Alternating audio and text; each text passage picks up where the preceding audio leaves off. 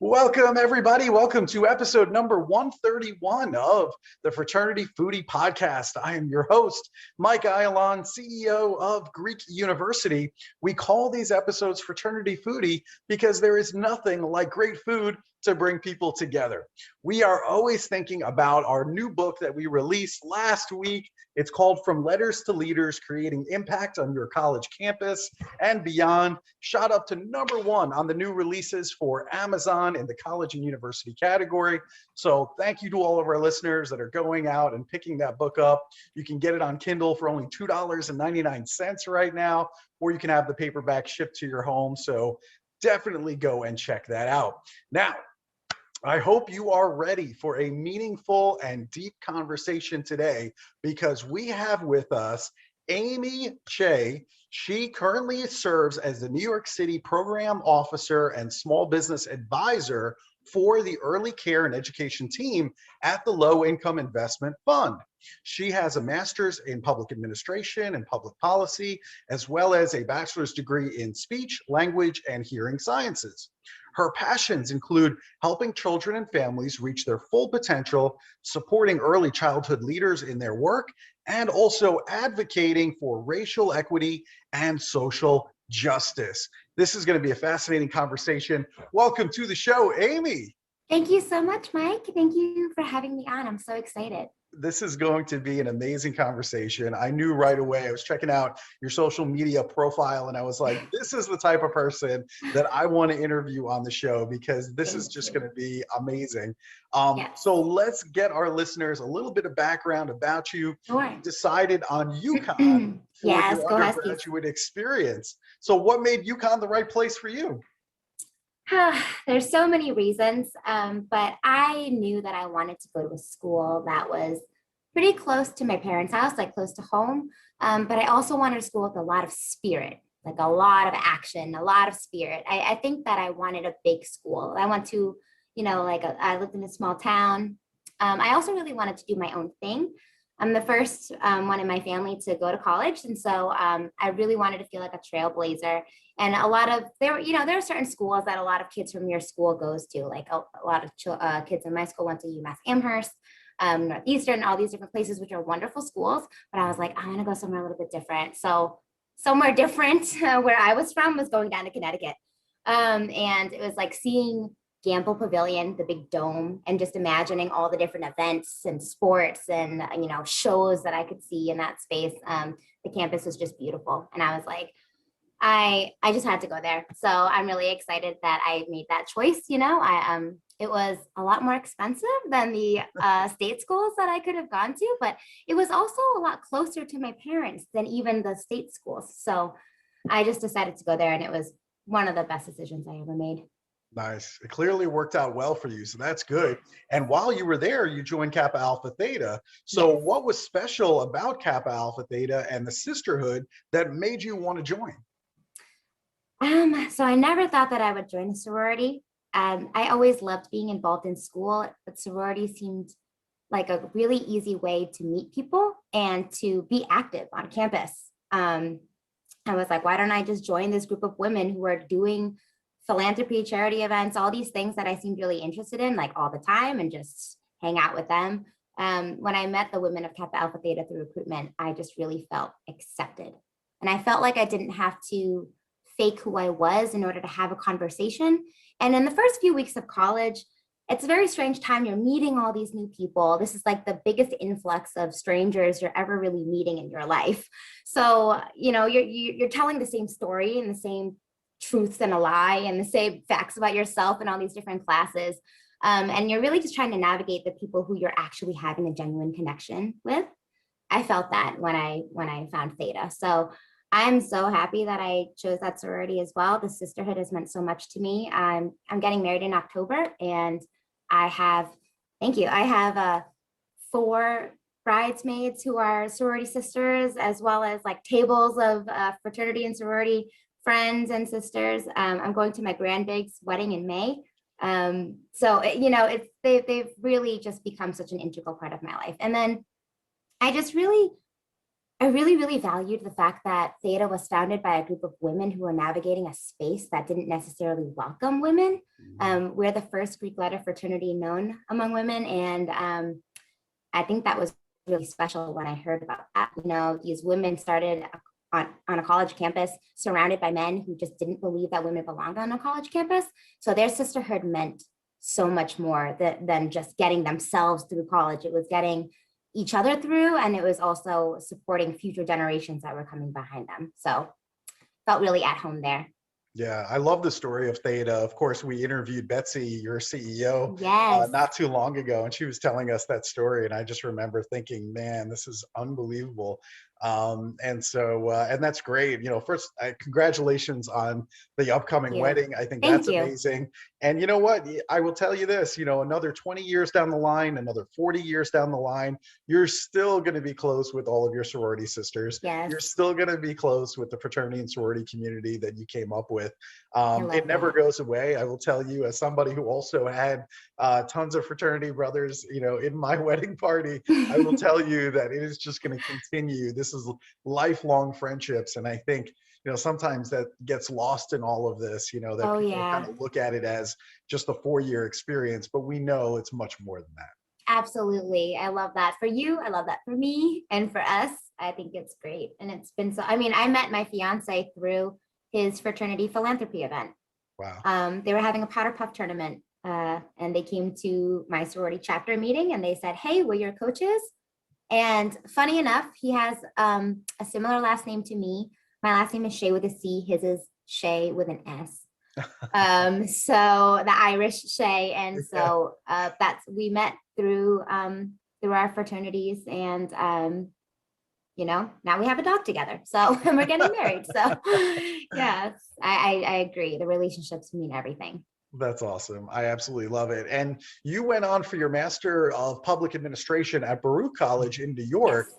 And I'm sure they're still dealing with the ramifications of the hazing death, that case that was there years ago. So I'm wondering, is there a Greek life component to student life at Baruch currently today?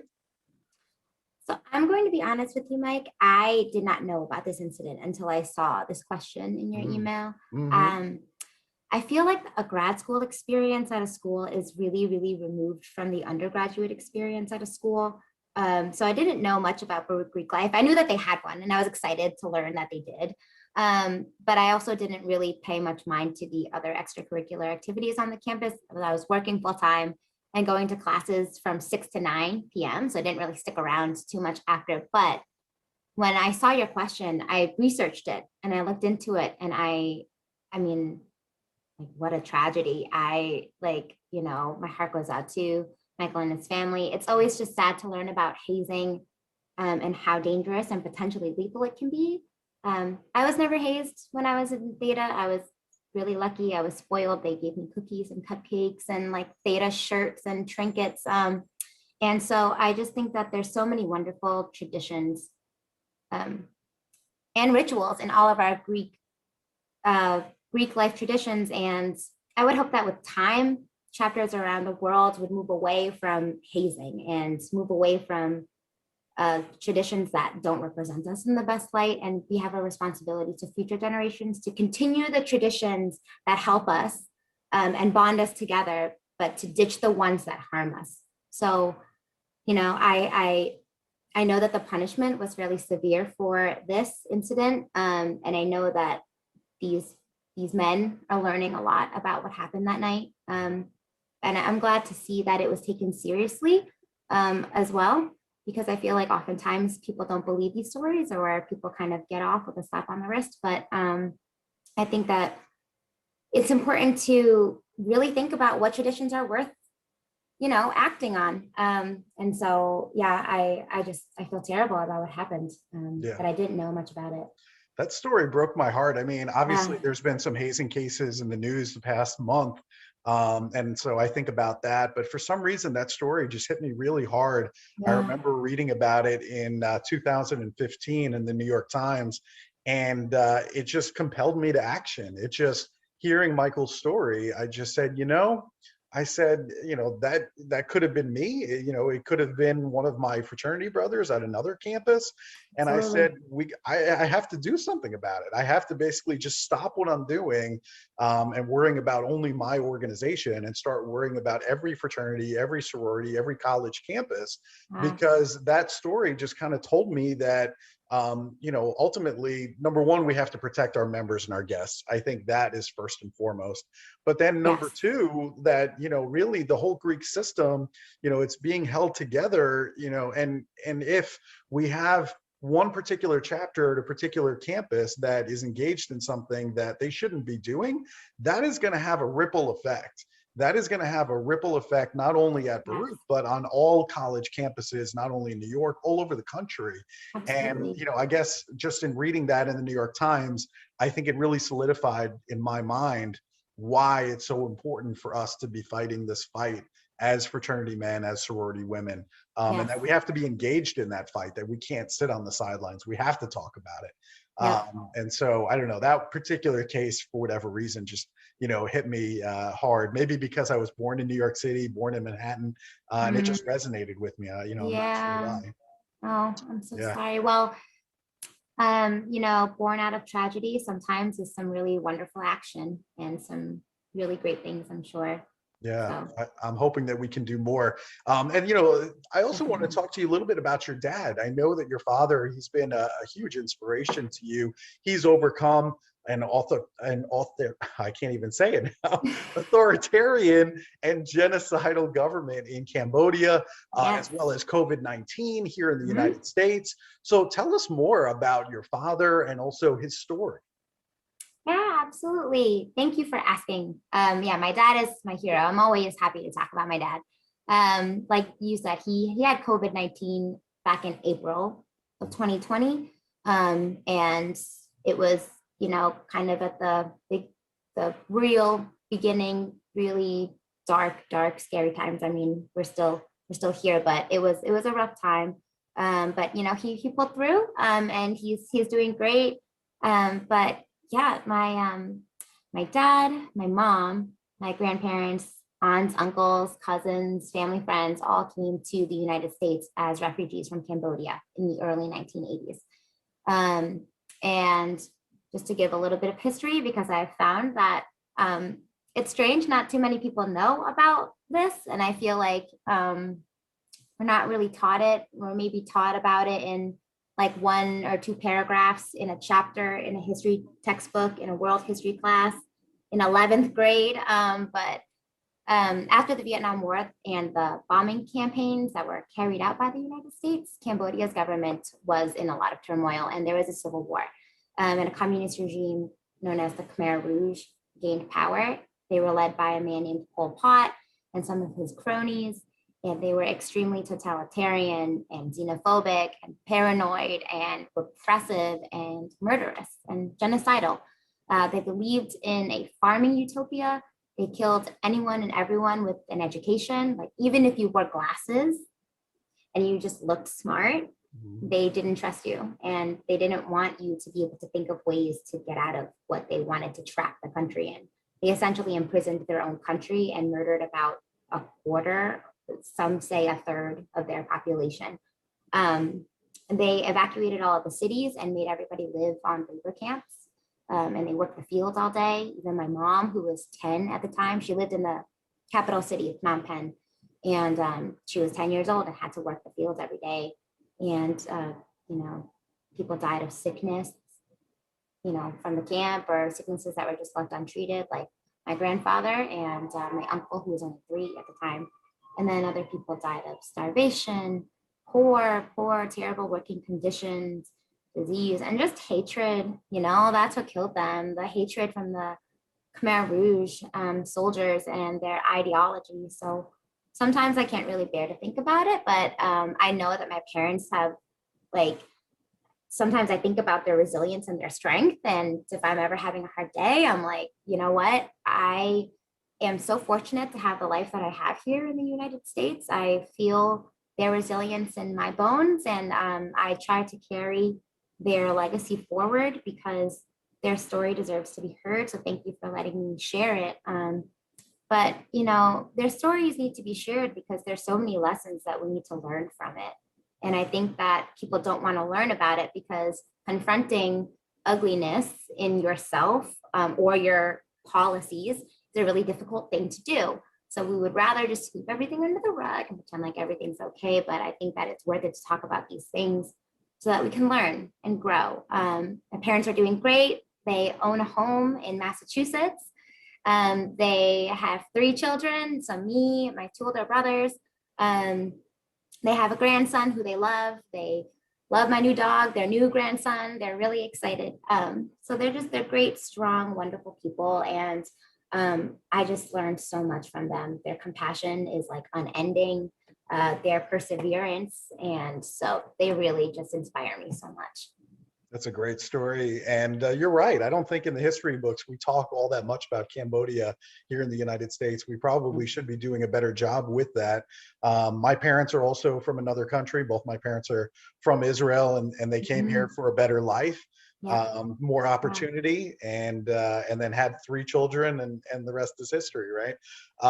So that's great. Yeah, so I definitely and now here we are because here we are, right? Sacrifices that our parents made and all the things they went through, and now here we are having this awesome conversation. Yeah, and you're right. I mean, you definitely feel a little bit of pressure to live up to all the hype, right? To make it worth, you know, all the struggle that they went through, and to basically come out and just you know, really be successful here, because that would make whatever you know, difficult times they went through worth it, right? Absolutely. In the end. So I definitely connect with you on that.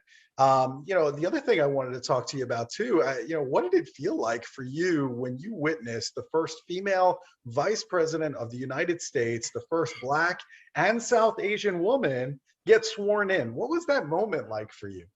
I honestly just got chills again.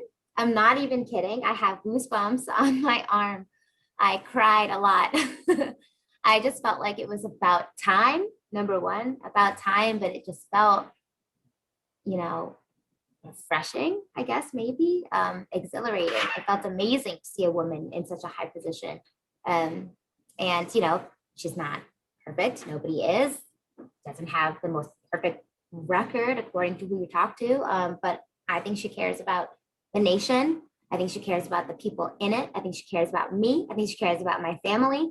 And it's just so nice to have compassion, intelligence, and fierceness that really only women can exude. Striding into the White House, you know, in heels, and purpose, and so much history behind her, you know, as a Black woman, as South Asian woman, as someone who grew up biracial, which is an experience all in and of itself, you know, in a country that forces you to really choose your identities, and which comes with a whole lot of baggage, especially if the identities are not necessarily welcome in this country. So just to know everything that she's overcome, and to see, you know, the inspiration that she left in her wake, you know, the pictures of all the little girls watching her get sworn in, and honestly, the pictures of the older women who were watching her, who had been waiting their whole lives to see this happen. I realize I'm still relatively young, so I get to have a long life after this, just knowing that this is finally here. I felt so happy for the women who have been marching for decades before us, who marched for me before I was even born. These women who have fought through so much, you know, not just gender oppression, but racial oppression. Representation really matters. And so I'm just so thrilled that she's there. And I actually saw her. She, before the pandemic, I got to go see Stephen Colbert in New York City. And she was the guest that night. And when you sign up for those lottery tickets, like, you don't know who the guest is going to be until maybe the week before. And this was, I believe she was still running for president at this time, but it was just so cool to see her. And she has a really great presence. So watching her get sworn in was unreal. So that's awesome. thanks. And you mentioned the identities that aren't welcome. And I think we should talk about that. Talk to us about this long, horrific history of discrimination against Asians in the United States. I know President Biden recently condemned hate crimes against Asian Americans, but talk to us about the ways that white supremacy has wedged its way between us? Absolutely. And great question. And thank you for asking, because this is just an important topic all around, but also very timely, right? Yeah, the racism against Asians is not new in this country. I feel like the violence has really skyrocketed, and that is what is gaining a lot of this media attention. I mean, when Chinese immigrants came to this country back in the 1800s, people printed in newspapers things about yellow peril. Like, that's what they called us. They called us yellow peril. They said that we were unclean and unfit for citizenship. And there was the Chinese Exclusion Act. And that was the first law that we had in our country that actually barred immigration solely based on race. And so they said, if you're Chinese, you cannot come here. I think about that a lot because I know that the Chinese are who built our railroads. And so there's a lot of blood, sweat, and tears from Asian immigrants in our soil. And so to know that we were barred from this country just based on our country of origin was it's disheartening. And then, I mean, the Japanese internment camps in World War II, the Executive Order 9066, it rounded up everyone of Japanese descent and considered them as spies. And we, imprisoned our own citizens based on race. And so that's a little bit about the history. I know that there's a lot more out there that we could talk about, but we have limited with time. But another way that I would like to discuss white supremacy wedging its way between us and getting real justice in the world is the model minority myth that is really perpetuated throughout this country. I think that it pits Asians against other racial groups to benefit white supremacy. And I think that white supremacy tells Asians that we can be part of their group, of that more elite group, if we disparage other groups and if we shed most of our own identity and assimilate and try to become more white. I think that's what the myth tells us, that if the closer we are to whiteness, the more accepted we are, the more successful we'll be, but we also have to kind of step on other people in order to get there. And, I felt that a lot growing up. I felt like I was drowning in it my whole life, and I didn't really recognize that until much later in my 20s. It's why I went back to grad school. I was inspired to learn more about my own identity and how it affects policy and how all of these biases that we hold implicitly, explicitly, how they feed into the way we view our world and how we make the rules, rules for anything, rules for society, rules for a company, rules for a program, like just how our color colors everything in our life. So I've been really digging deep into my own identity, even recently, probably more so. And then another thing, white supremacy just also tells Asians that we will be perpetual foreigners. No matter where we go outside of Asia, we are always othered and cast aside. I've been asked the question, where are you from? Millions of times in my life. And it seems like an innocent question, but it really just implies that, hey, you look foreign, which must mean that you're not American. So where are you from? And if I answer Massachusetts, most people are not satisfied with that answer. And they'll dig a little bit deeper. No, but where are you really from? And I'll say a small town outside Providence, in between Providence and Boston. And then they'll say, no, where are you really from? And I will eventually say, I think you need to ask me what my ethnicity is. And my parents came from Cambodia. So those kinds of questions, those microaggressions, they are all over your life, and you don't know it, and you laugh them off because you are uncomfortable because you grew up in a town that's all white. And so you're the only Asian kid in class and you want to fit in. So you laugh when they call you Ling Ling. You laugh when they say these things about you. But then it's not until, you really start thinking about it and learning about it and being able to put language and concepts and history to it that you're really like, wow, we've got a lot to work through, but we can do it. I see us doing it. We really are. Even if we're just doing it ourselves, I see the Asian American community waking up and finally putting ourselves first.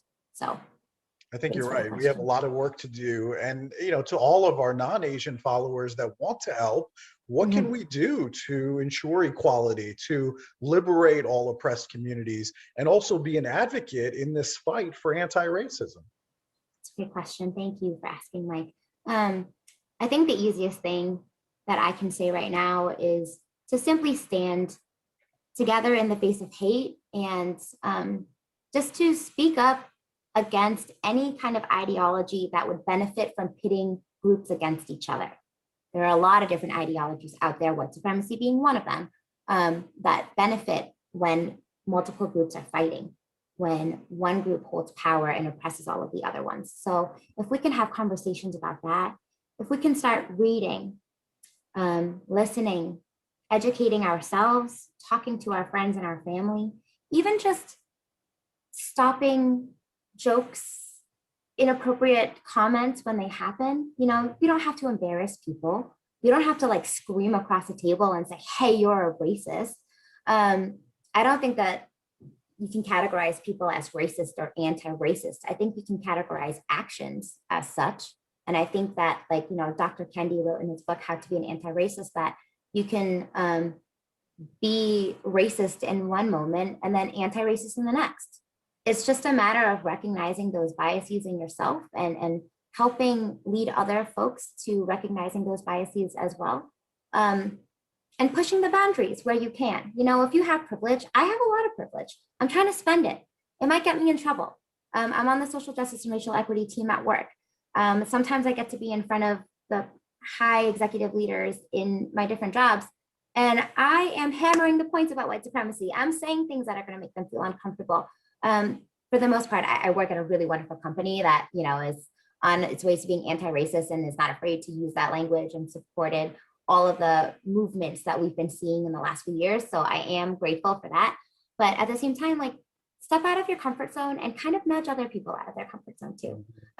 So support, amplify, learn, listen, talk to your friends, talk to your Asian friends, talk to your non-Asian friends, see what's going on, check in. It's been really difficult. We just learned of a 75-year-old man in Oakland, Pak Ho, who was murdered on his morning walk. And so we're sitting at home, we're reading these stories. I'm reading stories about 30-year-old women getting pepper sprayed in the face in New York, being yelled at. And we're scared for ourselves, but mostly for our families. My grandma goes on morning walks. So we're just scared. So check in on your friends. And then I would also recommend following some strong Asian advocate voices. And so I had a couple like Amanda Nguyen, and then AAPI Women Lead, Stop AAPI Hate. Those are just a few. But if you start there, you will be able to find a whole bunch of people that you can follow on Instagram, support, share their stories, and just care. Yeah. Yeah, that's great advice. And I think everybody listening can do that. I think that's certainly something that's possible. I was reading, you had a big ordeal with this book called So You Want to Talk About Race. Mm-hmm. What happened when you were on the racial equity core team with this particular book? And tell us how that story ended. Sure. Thank you. I know I kind of mentioned it before. So this was a racial equity core team at my previous job. So not my current one. So I'm on another team here, another committee here. I was on another one. I worked at the Department of Education in New York City. Huge institution, right? Like huge. My division was really big, about 1,000 people. They created a racial equity core team. I was selected to participate. It was really great. It was a group of 8 women, 7 women of color and 1 white woman. She was a great accomplice.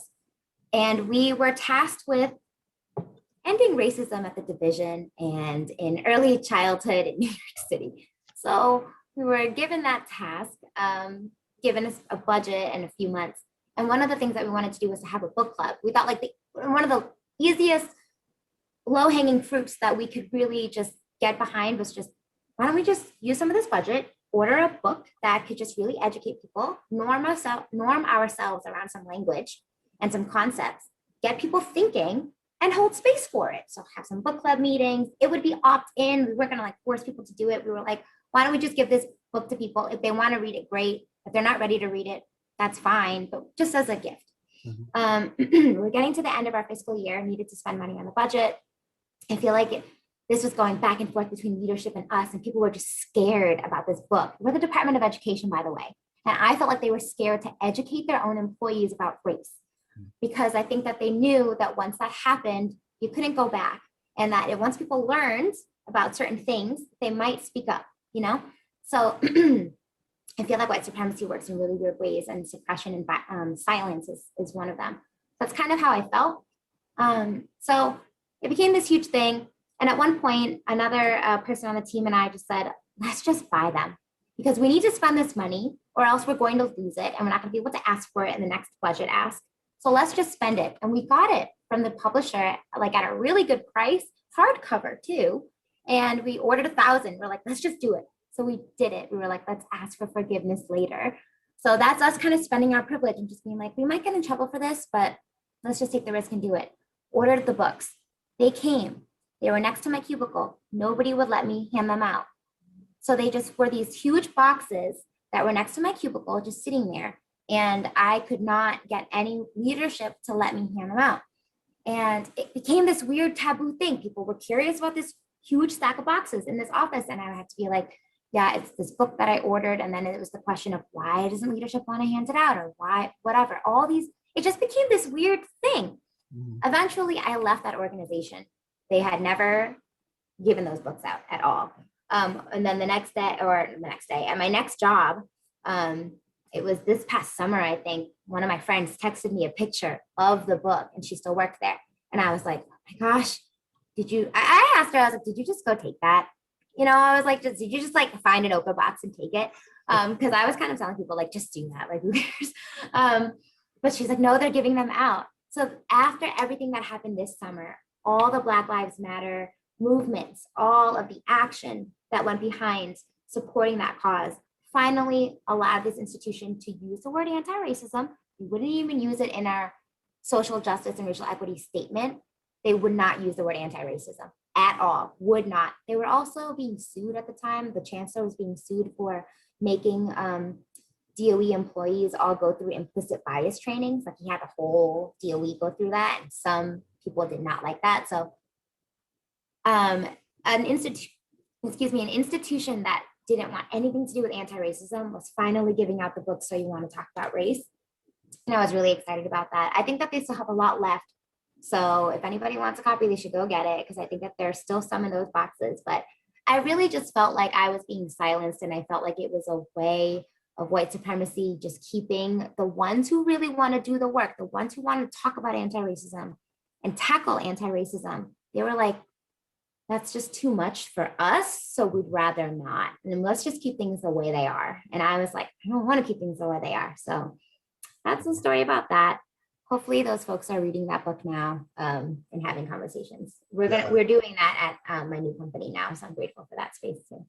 I'm happy that eventually it made its way to the employees, but I think about what you were thinking about every day going to work and looking at that stack of books and saying they're not having the discussion. Yes. Right? I mean, it must have been so frustrating for you. It was, because they asked us to have these discussions, or they asked us to form essentially as a group. And then at that point it became, what am I doing on this team? What are we doing? Like, if you're not even allowing us to give people a book, I don't know what else to do. So, you know. Wow, what a story. Unbelievable. So, the other thing I wanted to talk to you about is, I know Ruth Bader Ginsburg, a member of AE5, by the way, shout out to all my AE5 sisters, and her book, in her own words, is another book that really moved you. Talk to us a little bit about what RBG means to you. I have it right here. There it is. There's the book. Sorry about the blur. Yes, if you get a chance to get this book, I highly recommend it. It's actually just excerpts and quotes from her, like opinions, passages, speeches, essays, and just literally Ruth Bader Ginsburg in her own words. What does RBG mean to me? She is the women's rights. That's what she means to me. She means to me, women's rights are human rights. I know that that's a mantra that a lot of us go by because it's true. But she stated that these are human rights because these are the rights of all persons to the equal protection of the law. And I just love that she was also somebody who was going to law school at a time where not many women went to law school, not many women worked, especially women who were mothers. And she was a mother at this time. And just learning about her life and the sacrifices that she made, but also the fierce decisions that she made. Like, the fact that she decided to move from Harvard to, I believe she went to Columbia Law School. She did. Yep. And so the fact that she moved to support her husband's career while also being like, okay, yeah, I'm not going to go to this school anymore, but I'm still going to pursue my career. That's not going to stop me.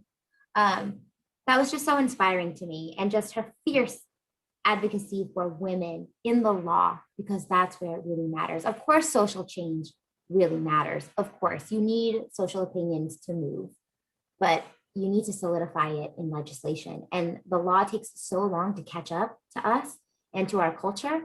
And she was just somebody who just kept trying to move us forward and kept trying to push that needle. I will always be grateful for her. She was 5'2" and a giant. And I feel like I stand on her shoulders as another woman who is trying to make it in this world that still struggles to love us back, that struggles to love women.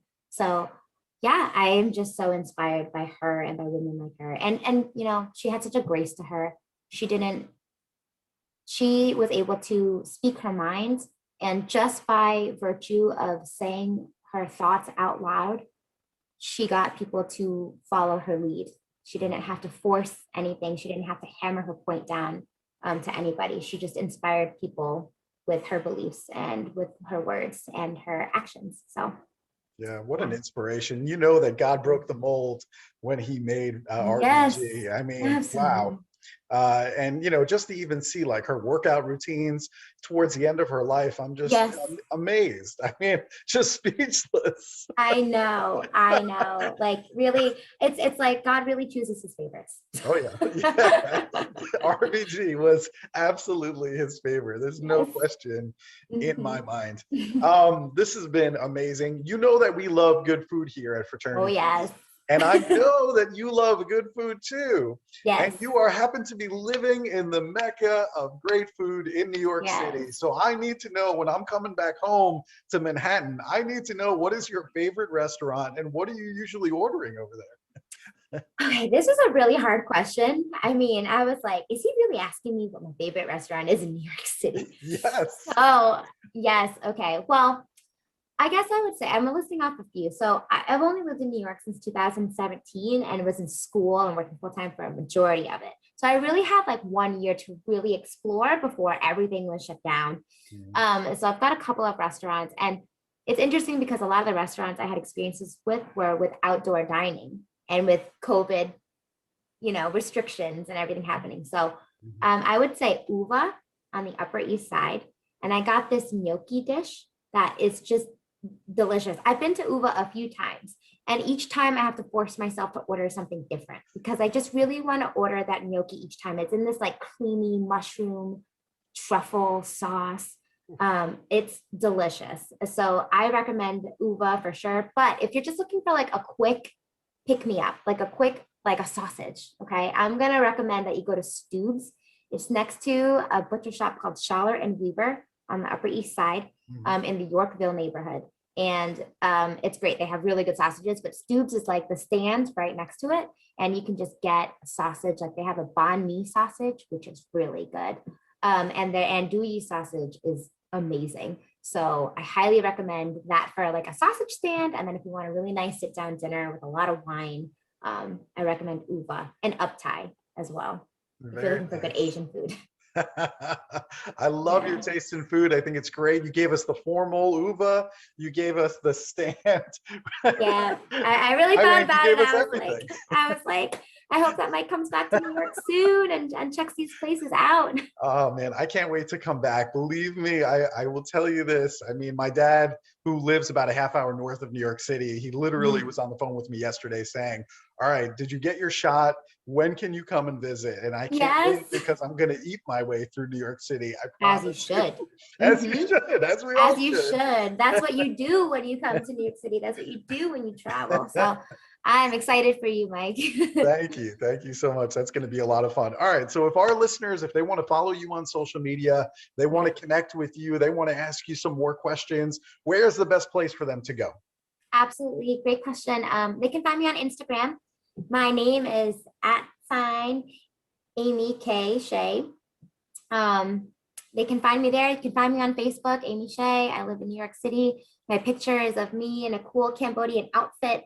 It's an engagement picture for my wedding. So I would be happy to answer questions, follow up with people. Thank you so much, Mike, for having me on. I had such a great time talking to you. And I look forward to staying connected with Fraternity Foodie and keep up with all the things that you're doing. And congratulations again on your book.